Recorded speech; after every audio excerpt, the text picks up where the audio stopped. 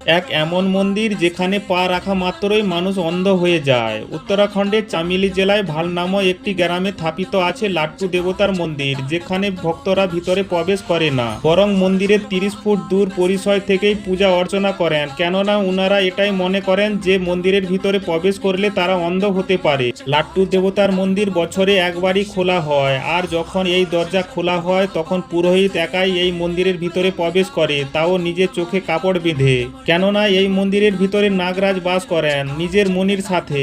আর এই মণির থেকে একটি তেজ আলো বের হয়, যা কোনো সাধারণ মানুষ তার চোখ দিয়ে দেখতে পাবে না, যে কারণে মণির আলোয় যে কেউ অন্ধ হতে পারে। আর এই জন্যই পূজারী চোখে কাপড় বেঁধে যায়। এমনটাও মানা হয় যে পূজারীর গন্ধ নাগরাজের কাছ পর্যন্ত, আর নাগরাজের গন্ধ পূজারীর কাছ পর্যন্ত যেন না আসে, এই জন্য পূজারীর নাকে মুখে কাপড় বেঁধে নেয়।